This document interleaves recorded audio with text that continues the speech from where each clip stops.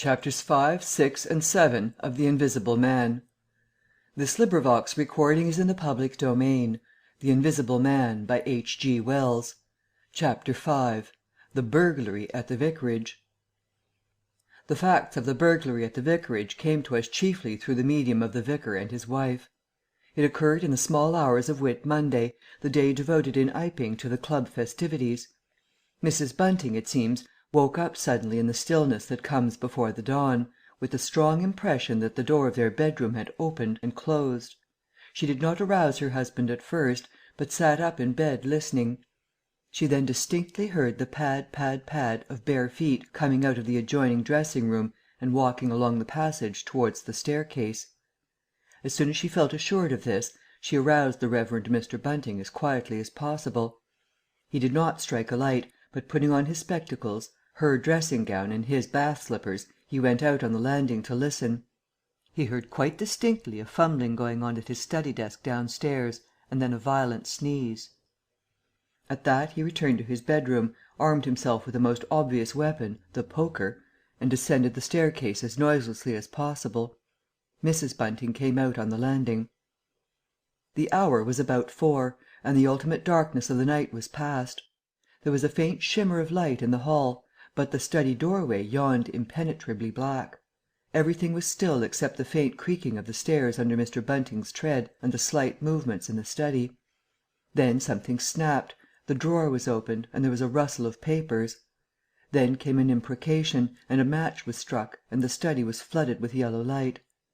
Mr. Bunting was now in the hall, and through the crack of the door he could see the desk and the open drawer, and a candle burning on the desk.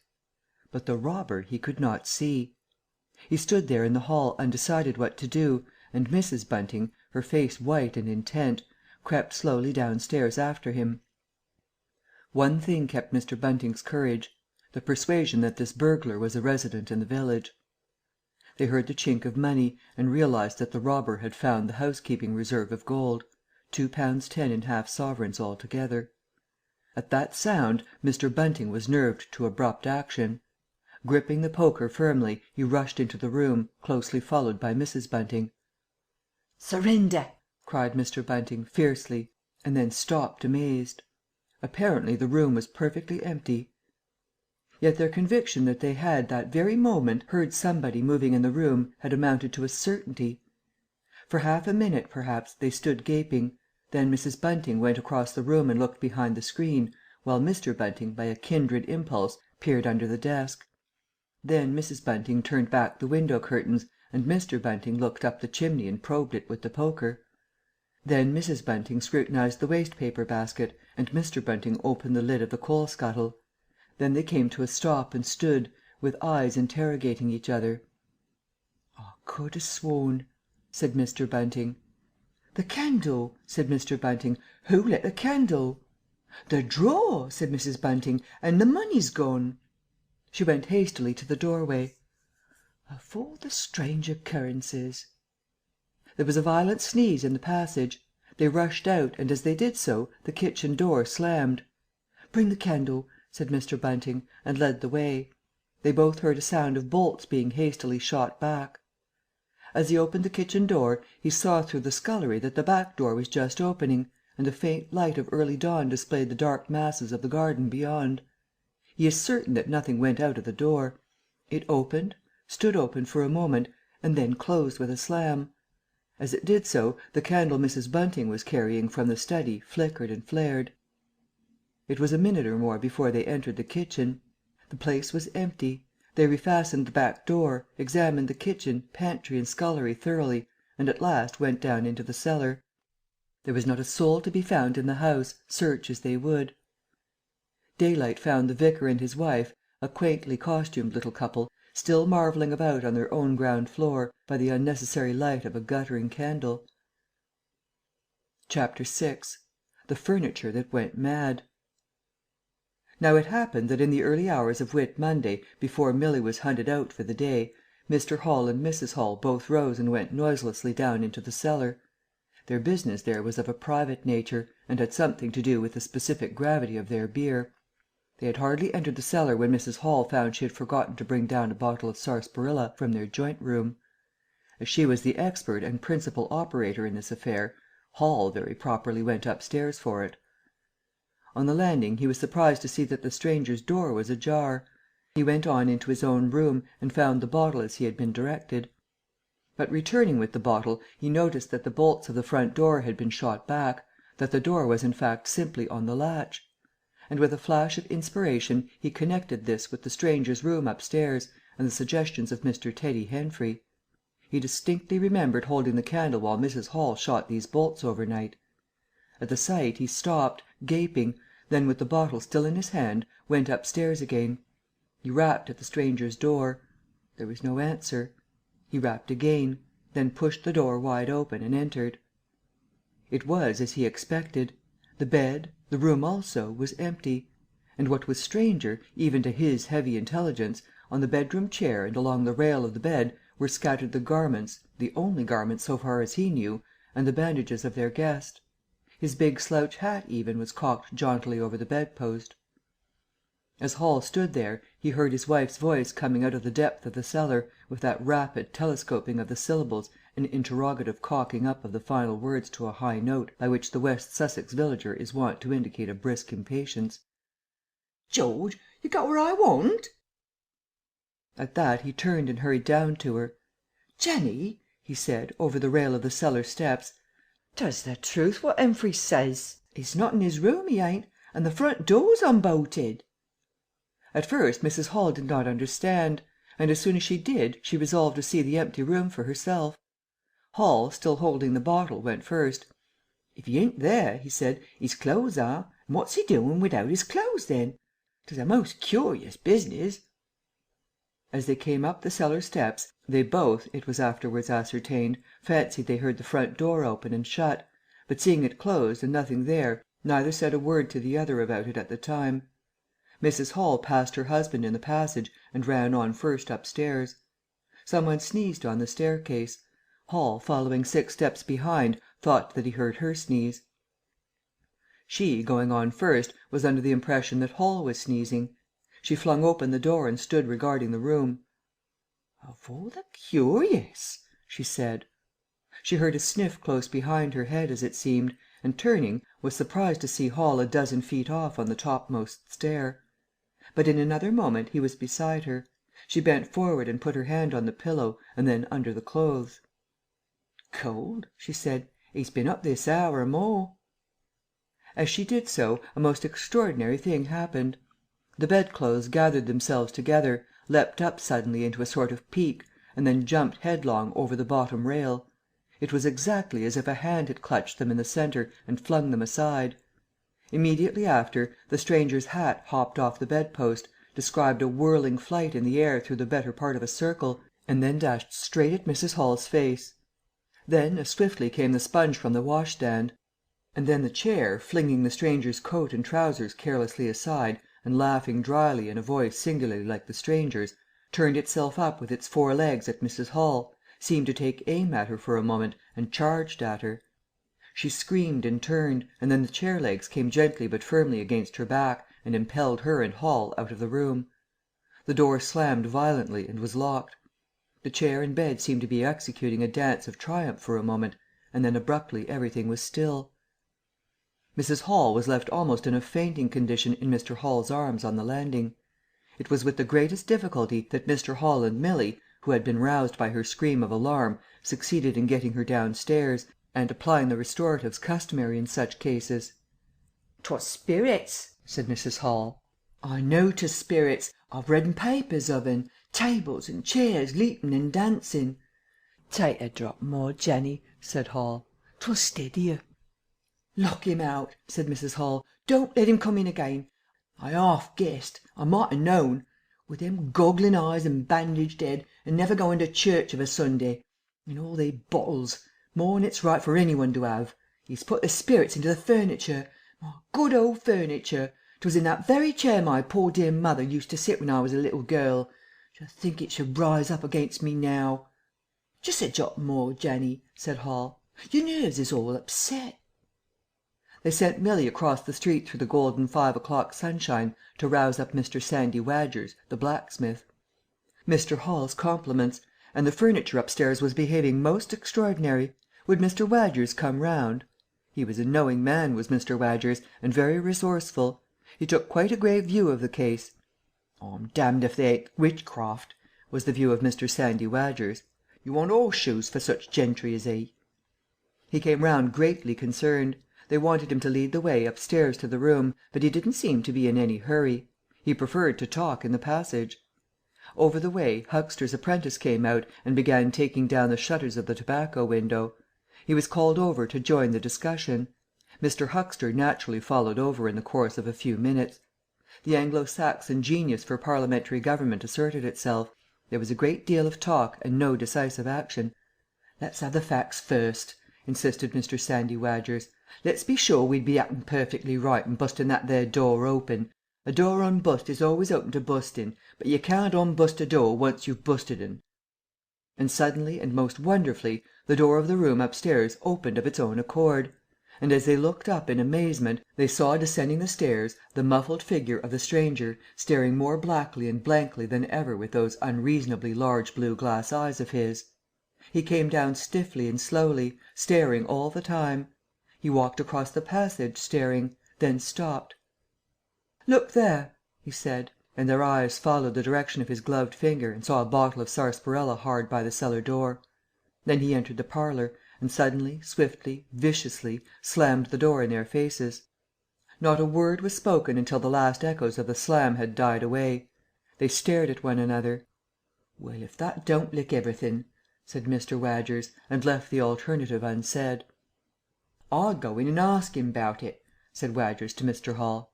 "I'd demand an explanation." It took some time to bring the landlady's husband up to that pitch. At last he rapped, opened the door, and got as far as "Excuse me." "Go to the devil," said the stranger in a tremendous voice, "and shut that door after you." So that brief interview terminated. Chapter 7. The Unveiling of the Stranger.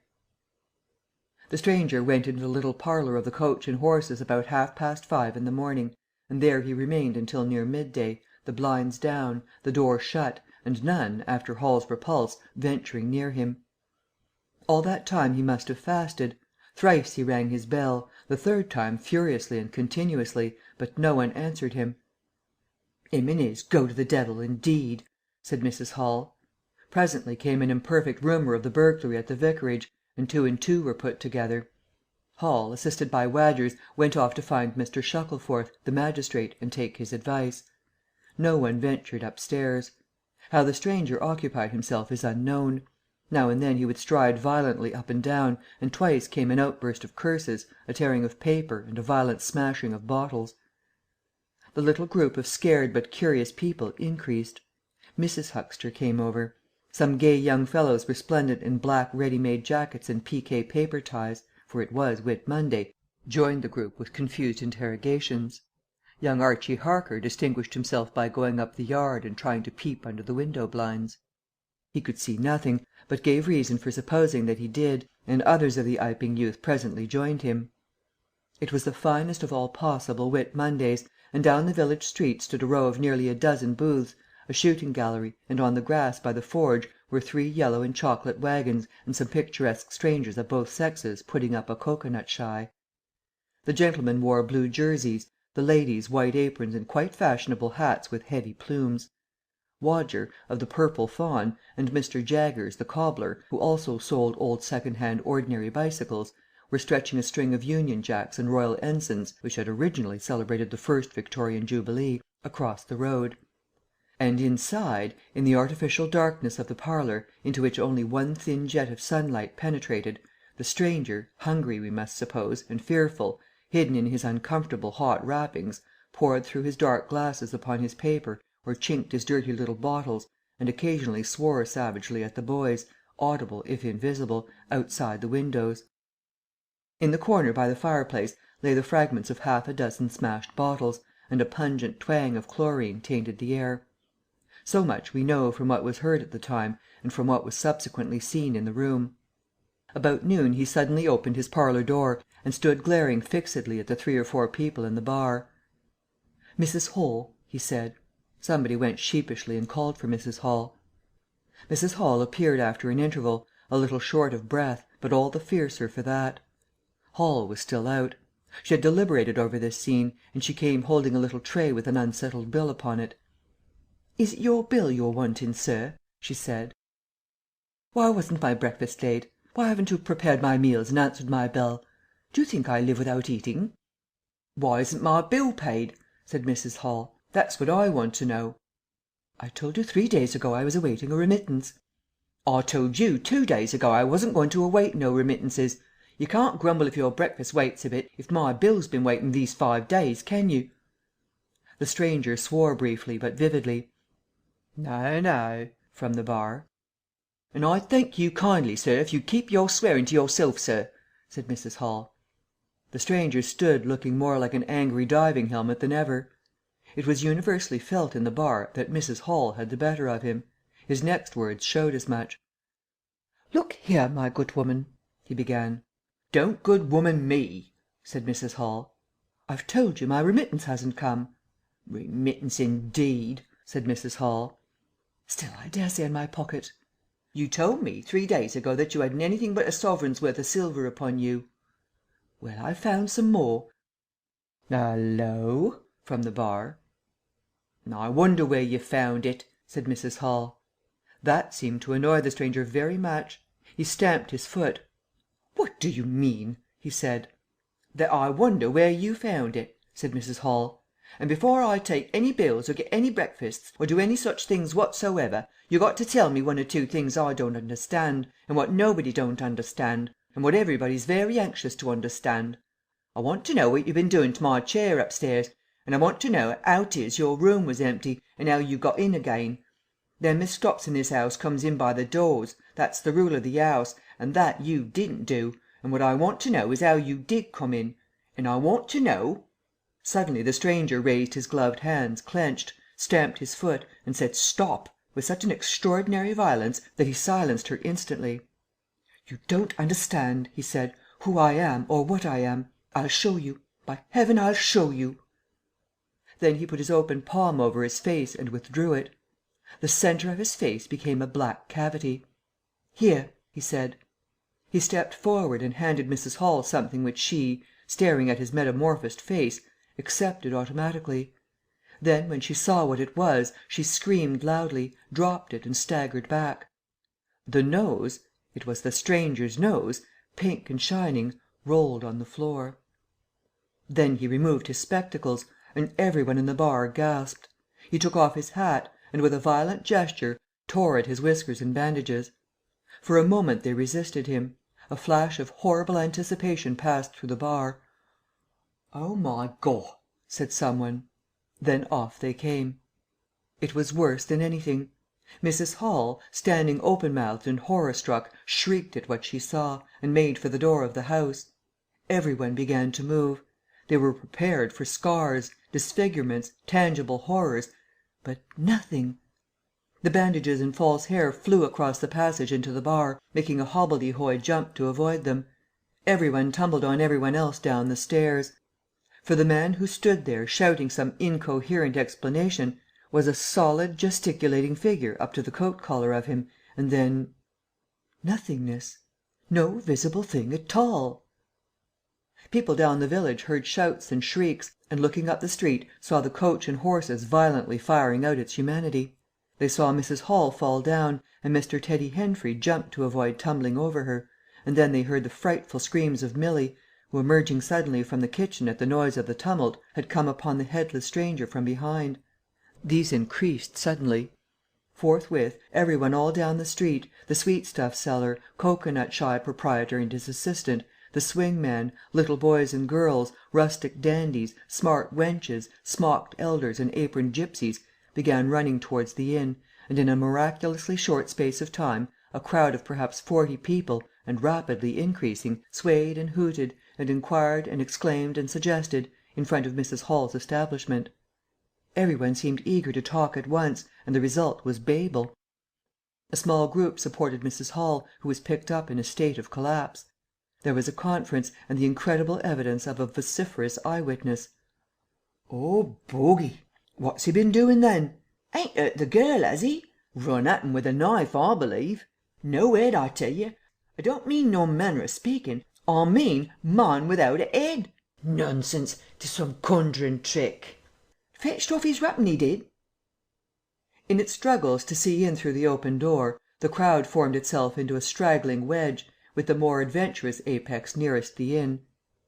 "He stood for a moment. I heard the gal scream and he turned. I saw her skirts whisk and he went after her. Didn't take 10 seconds. Back he comes with a knife in his hand and a loaf. Stood just as if he was staring. Not a moment ago. Went in that there door. I tell you, he ain't got no head at all. You just missed un." There was a disturbance behind, and the speaker stopped to step aside for a little procession that was marching very resolutely towards the house. First Mr. Hall, very red and determined, then Mr. Bobby Jaffers, the village constable, and then the wary Mr. Wadgers. They had come now armed with a warrant. People shouted conflicting information of the recent circumstances. "'Ead or no 'ead," said Jaffers, "I got to restin', and restin' I will." Mr. Hall marched up the steps, marched straight to the door of the parlour and flung it open. "Constable," he said, "do your duty." Jaffers marched in, Hall next, Wadgers last. They saw in the dim light the headless figure facing them with a gnawed crust of bread in one gloved hand and a chunk of cheese in the other. "That's 'im," said Hall. "What the devil is this?" came in a tone of angry expostulation from above the collar of the figure. "You're a damned rum customer, mister," said Mr. Jaffers, "but 'ead or no 'ead, the warrant says body, and duty's duty." "Keep off," said the figure, starting back. Abruptly he whipped down the bread and cheese, and Mr. Hall just grasped the knife on the table in time to save it. Off came the stranger's left glove and was slapped in Jaffers' face. In another moment, Jaffers, cutting short some statement concerning a warrant, had gripped him by the handless wrist and caught his invisible throat. He got a sounding kick on the shin that made him shout, but he kept his grip. Hall sent the knife sliding along the table to Wadgers, who acted as goalkeeper for the offensive, so to speak, and then stepped forward as Jaffers and the stranger swayed and staggered towards him, clutching and hitting in. A chair stood in the way and went aside with a crash as they came down together. "Get the feet," said Jaffers between his teeth. Mr. Hall, endeavouring to act on instructions, received a sounding kick in the ribs that disposed of him for a moment, and Mr. Wadgers, seeing the decapitated stranger had rolled over and got the upper side of Jaffers, retreated towards the door, knife in hand, and so collided with Mr. Huxter and the Sidderbridge carter coming to the rescue of law and order. At the same moment down came 3 or 4 bottles from the chiffonnier and shot a web of pungency into the air of the room. "I'll surrender," cried the stranger, though he had Jaffers down, and in another moment he stood up panting, a strange figure, headless and handless, for he had pulled off his right glove now as well as his left. "It's no good," he said, as if sobbing for breath. It was the strangest thing in the world, to hear that voice coming as if out of empty space, but the Sussex peasants are perhaps the most matter-of-fact people under the sun. Jaffers got up also and produced a pair of handcuffs. Then he stared. "I say," said Jaffers, brought up short by a dim realization of the incongruity of the whole business. "Darn it! Can't use him as I can see." The stranger ran his arm down his waistcoat, and as if by a miracle the buttons to which his empty sleeve pointed became undone. Then he said something about his shin and stooped down. He seemed to be fumbling with his shoes and socks. "Why," said Huxter suddenly, "that's not a man at all. It's just empty clothes. Look, you can see down his collar and the linings of his clothes. I could put my arm—" He extended his hand. It seemed to meet something in mid air, and he drew it back with a sharp exclamation. "I wish you'd keep your fingers out of my eye," said the aerial voice, in a tone of savage expostulation. "The fact is, I'm all here, head, hands, legs, and all the rest of it, but it happens I'm invisible. It's a confounded nuisance, but I am. That's no reason why I should be poked to pieces by every stupid bumpkin in Iping, is it?" The suit of clothes, now all unbuttoned and hanging loosely upon its unseen supports, stood up, arms akimbo. Several other of the men folks had now entered the room, so that it was closely crowded. "Invisible, eh?" said Huxter, ignoring the stranger's abuse. "Who ever heard the likes of that?" "It's strange, perhaps, but it's not a crime. Why am I assaulted by a policeman in this fashion?" "Oh, that's a different matter," said Jaffers. "No doubt you're a bit difficult to see in this light, but I got a warrant and it's all correct. What I'm after ain't no invisibility, it's burglary. There's an 'ouse been broken into and money took." "Well?" "And circumstances certainly point—" "Stuff and nonsense!" said the invisible man. "I 'ope so, sir, but I've got my instructions." "Well," said the stranger, "I'll come, but no handcuffs." "It's the regular thing?" said Jaffers. "No handcuffs," stipulated the stranger. "Pardon me," said Jaffers. Abruptly the figure sat down, and before any one could realize what was being done, the slippers, socks and trousers had been kicked off under the table. Then he sprang up again and flung off his coat. "'Ere, stop that!" said Jaffers, suddenly realizing what was happening. He gripped at the waistcoat. It struggled, and the shirt slipped out of it and left it limp and empty in his hand. "Hold him!" said Jaffers loudly. "Once he gets the things off—" "Hold him!" cried every one, and there was a rush at the fluttering white shirt which was now all that was visible of the stranger. The shirt sleeve planted a shrewd blow in Hall's face that stopped his open-armed advance and sent him backward into old Toothsome the sexton, and in another moment the garment was lifted up and became convulsed and vacantly flapping about the arms, even as a shirt that is being thrust over a man's head. Jaffers clutched at it and only helped to pull it off. He was struck in the mouth out of the air, and incontinently threw his truncheon and smote Teddy Henfrey savagely upon the crown of his head. "Look out!" said everybody, fencing at random and hitting at nothing. "Hold him! Shut the door! Don't let him loose! I got something! Here he is!" A perfect babel of noises they made. Everybody, it seemed, was being hit all at once, and Sandy Wadgers, knowing as ever and his wit sharpened by a frightful blow in the nose, reopened the door and led the rout. The others, following incontinently, were jammed for a moment in the corner by the doorway. The hitting continued. Phipps, the Unitarian, had a front tooth broken, and Henfrey was injured in the cartilage of his ear. Jaffers was struck under the jaw, and turning, caught at something that intervened between him and Huxter in the mêlée, and prevented their coming together. He felt a muscular chest, and in another moment the whole mass of struggling, excited men shot out into the crowded hall. "I got him!" shouted Jaffers, choking and reeling through them all, and wrestling with purple face and swelling veins against his unseen enemy. Men staggered right and left as the extraordinary conflict swayed swiftly towards the house door and went spinning down the half-dozen steps of the inn. Jaffers cried in a strangling voice, holding tight nevertheless and making play with his knee, spun around and fell heavily undermost with his head on the gravel. Only then did his fingers relax. There were excited cries of "Hold him! Invisible!" and so forth, and a young fellow, a stranger in the place whose name did not come to light, rushed in at once, caught something, missed his hold, and fell over the constable's prostrate body. Half way across the road a woman screamed as something pushed by her. A dog, kicked apparently, yelped and ran howling into Huxter's yard, and with that the transit of the Invisible Man was accomplished. For a space people stood amazed and gesticulating, and then came panic, and scattered them abroad through the village as a gust scatters dead leaves. But Jaffers lay quite still, face upward and knees bent, at the foot of the steps of the inn. Chapters 5, 6 and 7.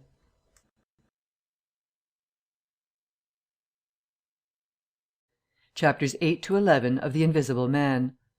This LibriVox is in the public domain. The Invisible Man, by H.G. Wells. Chapter 8. In Transit. The 8th chapter is exceedingly brief, and relates that Gibbons, the amateur naturalist of the district, while lying out on the spacious open downs without a soul within a couple of miles of him, as he thought, and almost dozing, heard close to him the sound as of a man coughing, sneezing, and then swearing savagely to himself, and looking, beheld nothing. Yet the voice was indisputable. It continued to swear with that breadth and variety that distinguishes the swearing of a cultivated man. It grew to a climax, diminished again, and died away in the distance, going as it seemed to him in the direction of Adderdean. It lifted to a spasmodic sneeze and ended. Gibbons had heard nothing of the morning's occurrences, but the phenomenon was so striking and disturbing that his philosophical tranquillity vanished. He got up hastily, and hurried down the steepness of the hill towards the village as fast as he could go. CHAPTER IX Mr. Thomas Marvel You must picture Mr. Thomas Marvel as a person of copious, flexible visage, a nose of cylindrical protrusion, a liquorish, ample, fluctuating mouth, and a beard of bristling eccentricity.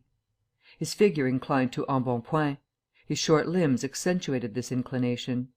He wore a furry silk hat, and the frequent substitution of twine and shoe laces for buttons, apparent at critical points of his costume, marked a man essentially bachelor. Mr. Thomas Marvel was sitting with his feet in a ditch by the roadside over the down towards Aberdeen, about a mile and a half out of Iping. His feet, save for socks of irregular openwork, were bare, his big toes were broad, and pricked like the ears of a watchful dog. In a leisurely manner he did everything in a leisurely manner he was contemplating trying on a pair of boots. They were the soundest boots he had come across for a long time, but too large for him; whereas the ones he had were, in dry weather, a very comfortable fit, but too thin-soled for damp. Mr. Marvel hated roomy shoes, but then he hated damp. He had never properly thought out which he hated most, and it was a pleasant day, and there was nothing better to do. So he put the 4 shoes in a graceful group on the turf and looked at them. And seeing them there among the grass and springing agrimony, it suddenly occurred to him that both pairs were exceedingly ugly to see. He was not at all startled by a voice behind him. "They're boots, anyhow," said the voice. "They are. Charity boots," said Mr. Thomas Marvel, with his head on one side, regarding them distastefully. "And which is the ugliest pair in the whole blessed universe, I'm darned if I know." Said the voice. "I've worn worse. In fact, I've worn none, but none so owdacious ugly, if you'll allow the expression. I've been caging boots in particular for days, because I was sick of them. They're sound enough, of course, but a gentleman on tramp sees such a thundering lot of his boots. And if you'll believe me, I've raised nothing in the whole blessed country, try as I would, but them. Look at 'em, and a good country for boots, too, in a general way. But it's just my promiscuous luck. I've got boots in this country 10 years or more, and then they treat you like this." "It's a beast of a country," said the voice, "and pigs for people." "Ain't it?" said Mr. Thomas Marvel. "Lor, but them boots! It beats it." He turned his head over his shoulder to the right to look at the boots of his interlocutor with a view to comparisons, and lo, where the boots of his interlocutor should have been, were neither legs nor boots. He was irradiated by the dawn of a great amazement. "Where are you?" said Mr. Thomas Marvel over his shoulder, and coming on all fours. He saw a stretch of empty downs, with the wind swaying the remote green-pointed furze bushes. "Am I drunk?" said Mr. Marvel. "Have I had visions? Was I talking to myself? What the—" "Don't be alarmed," said a voice. "None of your ventriloquising me," said Mr. Thomas Marvel, rising sharply to his feet. "Where are you? Alarmed, indeed!" "Don't be alarmed," repeated the voice. "You'll be alarmed in a minute, you silly fool," said Mr. Thomas Marvel. "Where are you? Let me get my mark on you." "Are you buried?" said Mr. Thomas Marvel after an interval. There was no answer. Mr. Thomas Marvel stood bootless and amazed, his jacket nearly thrown off. "Phew!" said a peewit very remote. "Peewit, indeed!" said Mr. Thomas Marvel. "This ain't no time for foolery." The down was desolate, east and west, north and south. The road with its shallow ditches and white bordering stakes ran smooth and empty north and south, and save for that peewit, the blue sky was empty too. "So help me," said Mr. Thomas Marvel, shuffling his coat on to his shoulders again. "It's the drink. I might ha' known." "It's not the drink," said the voice. "You keep your nerves steady." "Ow!" said Mr. Marvel, and his face grew white amidst its patches. "It's the drink," his lips repeated noiselessly. He remained staring about him, rotating slowly backwards. "I could ha' swore I heard a voice," he whispered. "Of course you did." "It's there again," said Mr. Marvel, closing his eyes and clasping his hand on his brow with a tragic gesture. He was suddenly taken by the collar and shaken violently, and left more dazed than ever. "Don't be a fool," said the voice. "I'm off my blooming jump," said Mr. Marvel. "It's no good. It's fretting about them blasted boots. I'm off my blessed bloomin' chump. Or it's spirits." "Neither one nor the other," said the voice. "Listen." "Chump," said Mr. Marvel. "1 minute," said the voice, penetratingly, tremulous with self-control. "Well?" said Mr. Thomas Marvel, with a strange feeling of having been dug in the chest by a finger. "You think I'm just imagination? Just imagination?" "What else can you be?" said Mr. Thomas Marvel, rubbing the back of his neck. "Very well," said the voice, in a tone of relief. "Then I'm going to throw flints at you till you think differently." "But where are you?" The voice made no answer. Whiz came a flint, apparently out of the air, and missed Mr. Marvel's shoulder by a hair's breadth. Mr. Marvel, turning, saw a flint jerk up into the air, trace a complicated path, hang for a moment, and then fling at his feet with almost invisible rapidity. He was too amazed to dodge. Whiz it came, and ricocheted from a bare toe into the ditch. Mr. Thomas Marvel jumped a foot and howled aloud. Then he started to run, tripped over an unseen obstacle, and came head over heels into a sitting position. "Now," said the voice, as a third stone curved upward and hung in the air above the tramp. "Am I imagination?" Mr. Marvel, by way of reply, struggled to his feet, and was immediately rolled over again. He lay quiet for a moment. "If you struggle any more," said the voice, "I shall throw the flint at your head." "It's a fair do," said Mr. Thomas Marvel, sitting up, taking his wounded toe in hand, and fixing his eye on the third missile. "I don't understand it. Stones flinging themselves. Stones talking. Put yourself down. Rot away. I'm done." The third flint fell. "It's very simple," said the voice. "I'm an invisible man." "Tell us something I don't know," said Mr. Marvel, gasping with pain. "Where you vid? How you do it? I don't know. I'm beat." "That's all," said the voice. "I'm invisible. That's what I want you to understand." "Any one could see that. There's no need for you to be so confounded impatient, mister. Now then, give us a notion. How are you hid?" "I'm invisible. That's the great point. And what I want you to understand is this." "But whereabouts?" interrupted Mr. Marvel. "Here, 6 yards in front of you." "Oh, come, I ain't blind. You be telling me next you're just thin air. I'm not one of your ignorant tramps." "Yes, I am. Thin air. You're looking through me." "What? Ain't there any stuff, do you? Vox it what is it? Jabber? Is that it?" "I am just a human being, solid, needing food and drink, needing covering too. But I'm invisible. You see? Invisible. Simple idea. Invisible." "What? Real like?" "Yes, real." "Let's have a hand of you," said Marvel. "If you are real. You won't be so darn out of the way like, then Law!" he said. "How you made me jump, gripping me like that." He felt the hand that had closed round his wrist with his disengaged fingers, and his fingers went timorously up the arm, patted a muscular chest, and explored a bearded face. Marvel's face was astonishment. "I'm dashed," he said. "If this don't beat cockfighting. Most remarkable. And there I can see a rabbit clean through you, half a mile away. Not a bit of you visible. Except—" He scrutinized the apparently empty space keenly. "You haven't been eating bread and cheese?" he asked, holding the invisible arm. "You're quite right, and it's not quite assimilated into the system." "Ah," said Mr. Marvel. "Sort of ghostly, though." "Of course all this isn't half so wonderful as you think." "It's quite wonderful enough for my modest wants," said Mr. Thomas Marvel. "How'd you manage it? How the deuce is it done?" "It's too long a story, and besides—" "I tell you, the whole business fairly beats me," said Mr. Marvel. "What I want to say at present is this. I need help. I have come to that. I came upon you suddenly. I was wandering, mad with rage, naked, impotent. I could have murdered. And I saw you." "Lord!" said Mr. Marvel. "I came up behind you, hesitated, went on." Mr. Marvel's expression was eloquent. "Then stopped. 'Here,' I said, 'is an outcast like myself. This is the man for me.' So I turned back and came to you. You. And—" "Lord!" said Mr. Marvel. "But I'm all in a tizzy. May I ask, how is it, and what you may be requiring in the way of help? Invisible!"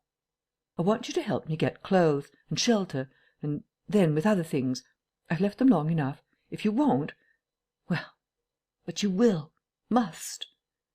"Look 'ere," said Mr. Marvel, "I'm too flabbergasted. Don't knock me about any more, and leave me go. I must get steady a bit, and you've pretty near broken my toe. It's all so unreasonable. Empty downs, empty sky, nothing visible for miles except the bosom of nature, and then comes a voice out of heaven, and stones, and a fist. Lord!" "Pull yourself together," said the voice, "for you have to do the job I've chosen for you." Mr. Marvel blew out his cheeks, and his eyes were round. "I've chosen you," said the voice. "You are the only man, except some of those fools down there, who knows there is such a thing as an invisible man. You have to be my helper. Help me, and I will do great things for you. An invisible man is a man of power." He stopped for a moment to sneeze violently. "But if you betray me," he said, "if you fail to do as I direct you—" He paused and tapped Mr. Marvel's shoulder smartly. Mr. Marvel gave a yelp of terror at the touch. "Well, I don't want to betray you," said Mr. Marvel, edging away from the direction of the fingers. "Don't you go a thinking that, whatever you do. All I want to do is to help you. Just tell me what I gotta do. Lord, whatever you want done, that I'm most willing to do." Chapter 10. Mr. Marvel's Visit to Iping. After the first gusty panic had spent itself, Iping became argumentative. Scepticism suddenly reared its head, rather nervous scepticism, not at all assured of its back, but scepticism nevertheless. It is so much easier not to believe in an invisible man, and those who had actually seen him dissolve into thin air, or felt the strength of his arm, could be counted on the fingers of 2 hands.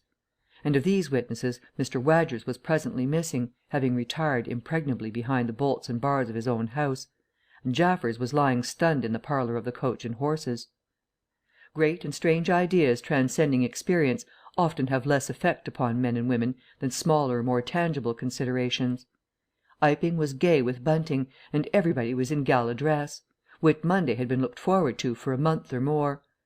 By the afternoon even those who believed in the unseen were beginning to resume their little amusements in a tentative fashion, on the supposition that he had quite gone away, and with the sceptics he was already a jest. But people, sceptics and believers alike, were remarkably sociable all that day. Haysman's Meadow was gay with a tent, in which Mrs. Bunting and other ladies were preparing tea, while without, the Sunday school children ran races and played games under the noisy guidance of the curate and the Misses Cuss and Sackbut.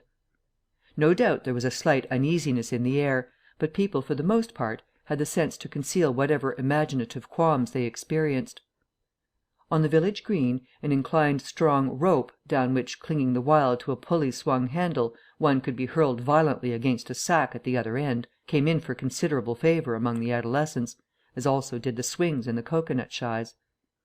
There was also promenading, and the steam organ attached to a small roundabout filled the air with a pungent flavour of oil, and with equally pungent music. Members of the club, who had attended church in the morning, were splendid in badges of pink and green, and some of the gayer-minded had also adorned their bowler hats with brilliant coloured favours of ribbon. Old Fletcher, whose conceptions of holiday-making were severe, was visible through the jasmine about his window, or through the open door, whichever way you chose to look, poised delicately on a plank supported on 2 chairs, and whitewashing the ceiling of his front room. About 4 o'clock a stranger entered the village from the direction of the Downs. He was a short, stout person, in an extraordinarily shabby top hat, and he appeared to be very much out of breath. His cheeks were alternately limp and tightly puffed. His mottled face was apprehensive, and he moved with a sort of reluctant alacrity. He turned the corner of the church, and directed his way to the Coach and Horses. Among others, old Fletcher remembers seeing him, and indeed the old gentleman was so struck by his peculiar agitation that he inadvertently allowed a quantity of whitewash to run down the brush into the sleeve of his coat while regarding him. This stranger, to the perceptions of the proprietor of the cocoanut shy, appeared to be talking to himself, and Mr. Huxter remarked the same thing. He stopped at the foot of the Coach and Horses steps, and, according to Mr. Huxter, appeared to undergo a severe internal struggle before he could induce himself to enter the house. Finally he marched up the steps, and was seen by Mr. Huxter to turn to the left and open the door of the parlour. Mr. Huxter heard voices from within the room and from the bar apprising the man of his error. "That room's private," said Hall, and the stranger shut the door clumsily and went into the bar. In the course of a few minutes he reappeared, wiping his lips with the back of his hand with an air of quiet satisfaction that somehow impressed Mr. Huxter as assumed. He stood looking about him for some moments, and then Mr. Huxter saw him walk in an oddly furtive manner towards the gates of the yard, upon which the parlour window opened. The stranger, after some hesitation, leaned against one of the gate posts, produced a short clay pipe, and prepared to fill it. His fingers trembled while doing so. He lit it clumsily, and folding his arms began to smoke in a languid attitude, an attitude which his occasional glances up the yard altogether belied. All this Mr. Huxter saw over the canisters of the tobacco window, and the singularity of the man's behaviour prompted him to maintain his observation. Presently the stranger stood up abruptly and put his pipe in his pocket. Then he vanished into the yard.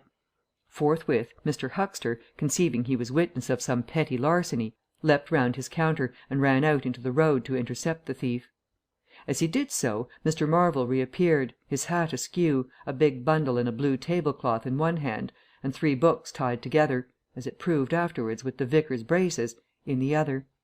Directly he saw Huxter he gave a sort of gasp, and turning sharply to the left, began to run. "Stop, thief!" cried Huxter, and set off after him. Mr. Huxter's sensations were vivid but brief. He saw the man just before him and spurting briskly for the church corner and the hill road. He saw the village flags and festivities beyond, and a face or so turned towards him. He bawled "Stop!" again. He had hardly gone 10 strides before his shin was caught in some mysterious fashion, and he was no longer running, but flying with inconceivable rapidity through the air. He saw the ground suddenly close to his face. The world seemed to splash into a million whirling specks of light, and subsequent proceedings interested him no more. Chapter 11. In the coach and horses. Now, in order clearly to understand what had happened in the inn, it is necessary to go back to the moment when Mr. Marvel first came into view of Mr. Huxter's window. At that precise moment Mr. Cuss and Mr. Bunting were in the parlour. They were seriously investigating the strange occurrences of the morning, and were, with Mr. Hall's permission, making a thorough examination of the invisible man's belongings. Jaffers had partially recovered from his fall, and had gone home in the charge of his sympathetic friends. The stranger's scattered garments had been removed by Mrs. Hall, and the room tidied up. And on the table under the window where the stranger had been wont to work, Cuss had hit almost at once on 3 big books in manuscript labelled Diary. "Diary," said Cuss, putting the 3 books on the table. "Now, at any rate, we shall learn something." The vicar stood with his hands on the table. "Diary," repeated Cuss, sitting down, putting 2 volumes to support the 3rd, and opening it. No name on the fly-leaf. Bother. Cipher and figures." The vicar came round to look over his shoulder. Cuss turned the pages over with a face suddenly disappointed. Dear me, it's all cipher, Bunting." "There are no diagrams?" asked Mr. Bunting. "No illustrations throwing light?" "See for yourself," said Mr. Cuss. "Some of it's mathematical, and some of it's Russian, or some such language, to judge by the letters, and some of it's Greek. Now, the Greek I thought you—" "Of course," said Mr. Bunting, taking out and wiping his spectacles, and feeling suddenly very uncomfortable, for he had no Greek left in his mind worth talking about. "Yes, the Greek, of course, may furnish a clue. I'll find you a place." "I'd rather glance through the volumes first," said Mr. Bunting, still wiping. "A general impression first, Cuss, and then, you know, we can go looking for clues." He coughed, put on his glasses, arranged them fastidiously, coughed again, and wished something would happen to avert the seemingly inevitable exposure. Then he took the volume Cuss handed him in a leisurely manner, and then something did happen. The door opened suddenly. Both gentlemen started violently, looked round, and were relieved to see a sporadically rosy face beneath a furry silk hat. "Tap?" asked the face, and stood staring. "No," said both gentlemen at once. "Over the other side, my man," said Mr. Bunting. And "Please shut that door," said Mr. Cuss, irritably. "All right," said the intruder, as it seemed in a very low voice curiously different from the huskiness of its first inquiry. "Right you are," said the intruder in the former voice. "Stand clear," and he vanished and closed the door. "A sailor, I should judge," said Mr. Bunting. "Amusing fellows they are. Stone clear, indeed. A nautical term, referring to his getting back out of the room, I suppose." "I daresay so," said Cuss. "My nerves are all loose to day. It quite made me jump, the door opening like that." Mr. Bunting smiled as if he had not jumped. "And now," he said with a sigh, "these books." Some one sniffed as he did so. "One thing is indisputable," said Bunting, drawing up a chair next to that of Cuss. "There certainly have been very strange things happening in Iping during the last few days. Very strange. I cannot, of course, believe in this absurd invisibility story." "It's incredible," said Cuss.